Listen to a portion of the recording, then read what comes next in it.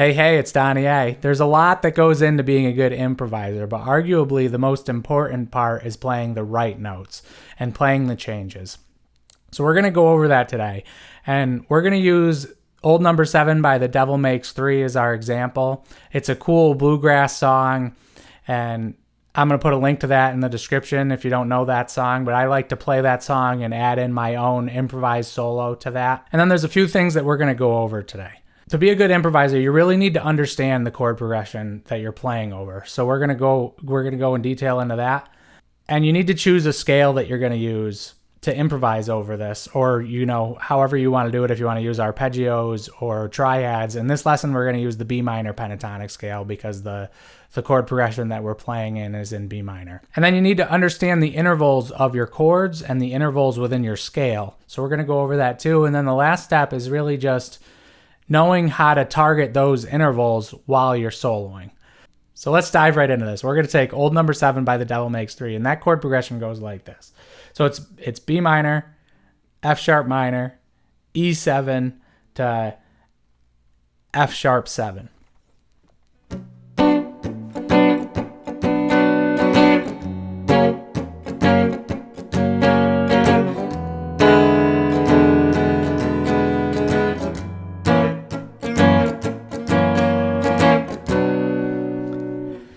So the whole song repeats like that. And what that is, you can think of that as a 1-5-4-5 progression, and it's in a minor key, right? So your B minor is your 1, your 5 is your F sharp, but instead of it being a minor 5 chord like a typical minor progression, it's a major 5 chord. And then you have a dominant 4 in your E7, and then you have a dominant 5 to end that chord progression, which brings you back to that B minor. So it's a cool chord progression. It's not typical, but it's still a 1-5-4-5, and that's how you need to think of this. And you need to understand that. So every good improviser understands the chords that they're playing over. They've practiced them. They've thought about them. What is this chord progression? What are the intervals?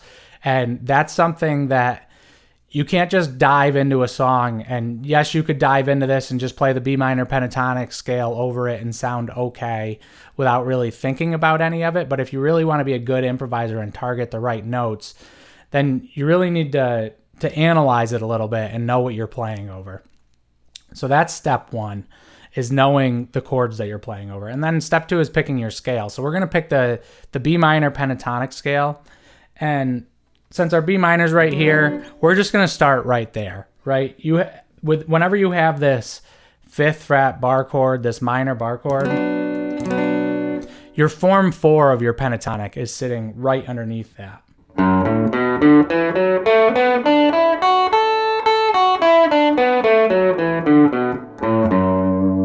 And then that extends right into your form 3, which gives you open 2, open 2, open 2, and that little box is all you really need from your form 3.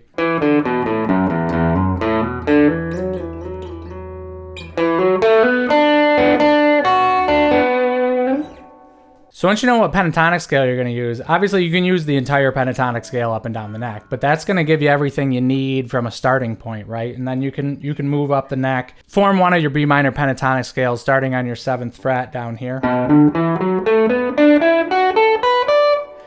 And that's helpful too, and we talk about that a lot on this channel. That's obviously like everybody's favorite form of your pentatonic, and the little extension here.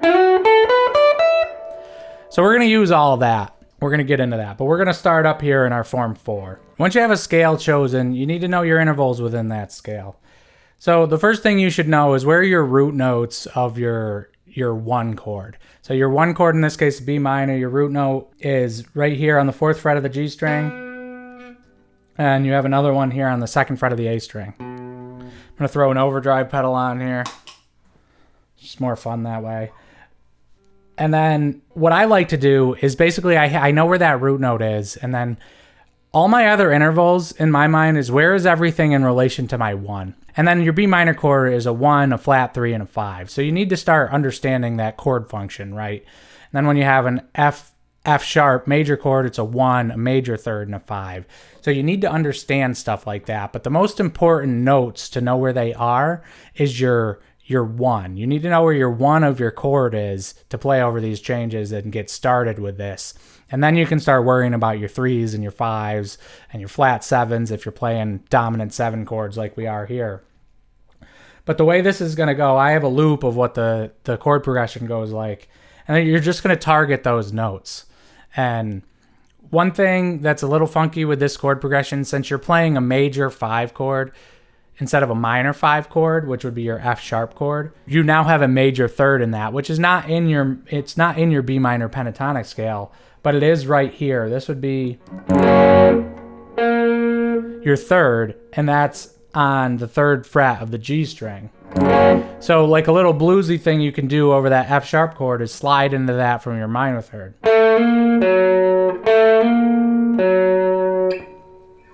So that's a cool thing that you can add anytime you have a chord progression like this, or really anytime you're playing a minor pentatonic over a major chord progression, you could slide from that minor 3rd to that major 3rd. I'm here to help you get better at guitar, so if you're a guitar player who wants to get better, then please like and subscribe. But this is just the idea that we're going with, and I'm going to play through it a little bit.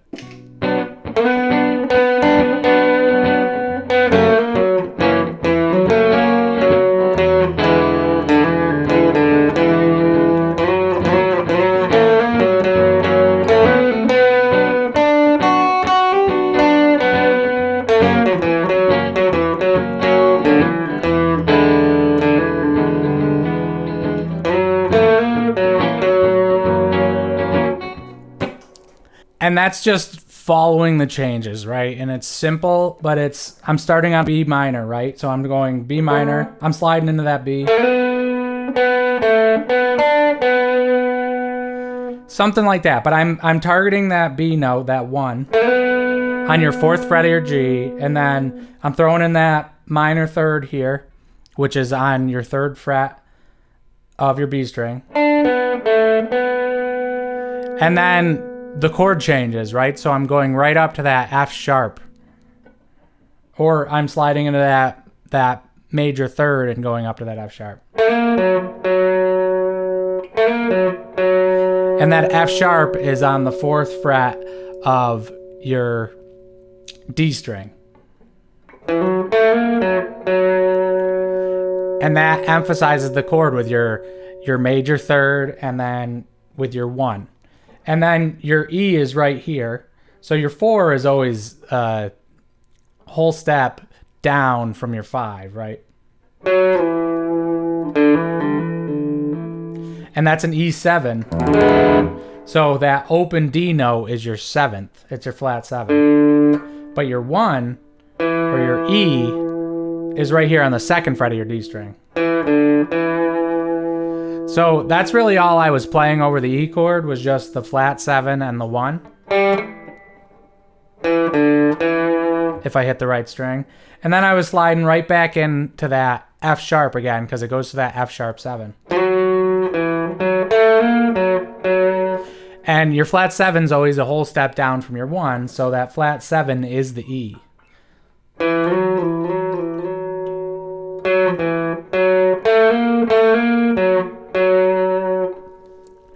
So that's as simple as this can be, right? And then I walked right down the triad here on the 2nd time through.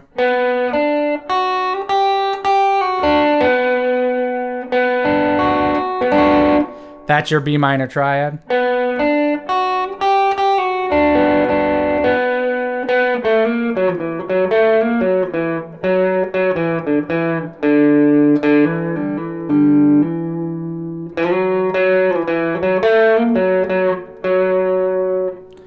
And that's playing the changes, right? And you basically stayed all within the pentatonic scale.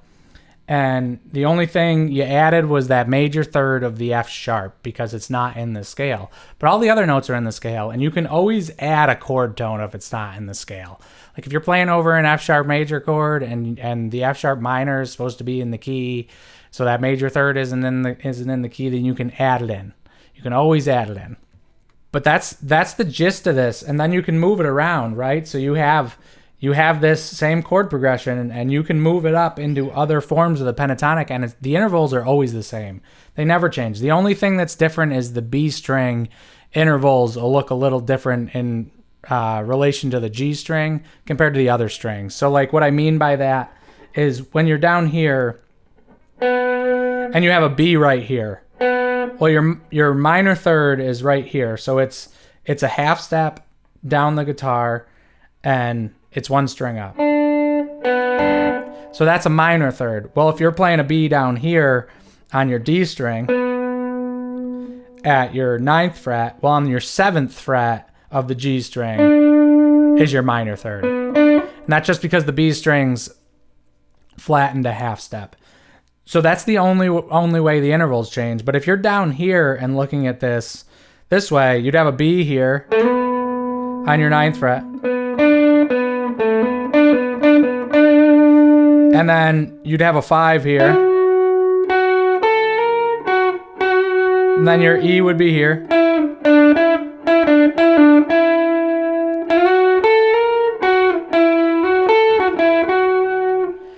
And you can play the same type of thing, you're just in a different form of the pentatonic scale now. And your intervals are all the same, and they're always the same. So if you were playing your B down here on the 12th fret, and you could do the same thing, and your B to your E string is same as your D to your G string.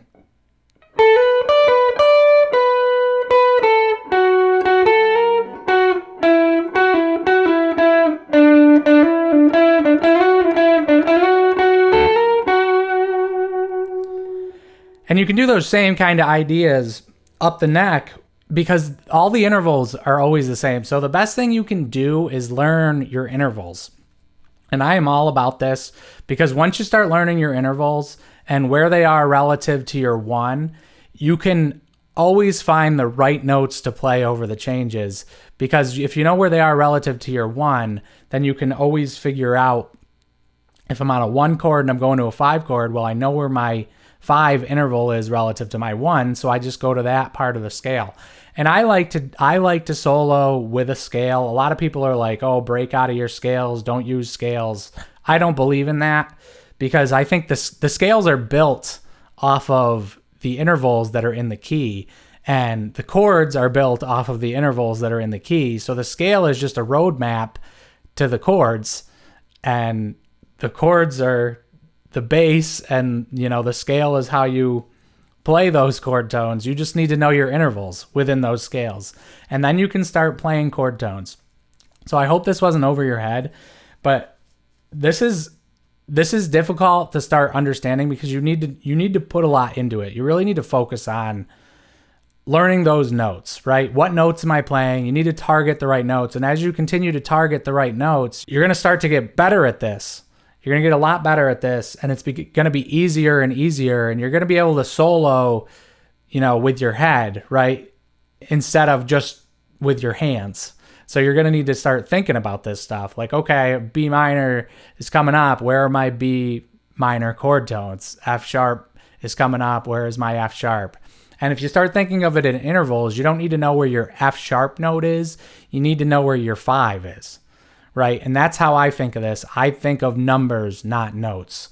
Unless I'm playing a chord, I'm not thinking of where is my B down here.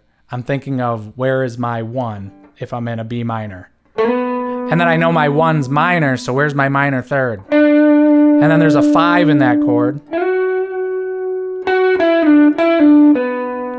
And then for an F sharp, I know that's a 5, so I'm thinking, where's the 5 within the scale? And then when you have a 5, it's where's my major third to that 5 chord? Well, it's not in this scale, so where's my minor third? And your minor third's the same distance away for a 5 chord as it is in a 1 chord, if that makes sense. So if you have your 5th note of your scale, your 5th degree of your scale is your F sharp, so that's your 5 chord. Well, you need a minor third for that 5 chord. Your minor third's always the same distance away from the note that you're playing. So it's right here.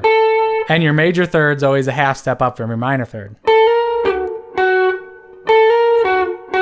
So like down here, that would be.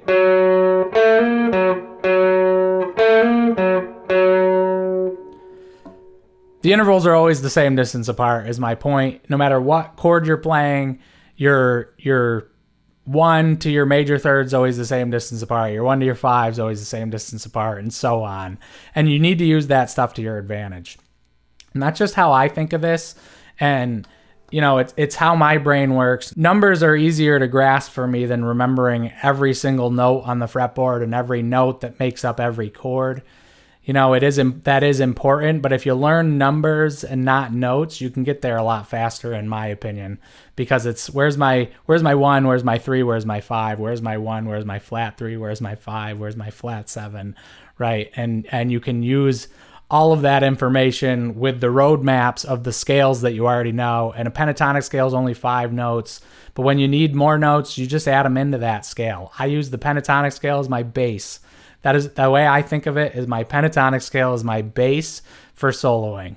So that's where I'm the most comfortable. And when I need to add in a 4 to a major pentatonic scale, I add it in. When I need to add in a 7 to my major pentatonic scale, I add it in. And that gives me the full major scale. So in my opinion, chord tone soloing is where it's at. If there's anything else you'd like to learn or you want to dive more into on chord tones and things like that, then let me know in the comments and I'll try my best to make a video for you. Thanks for watching. I'll talk to you soon.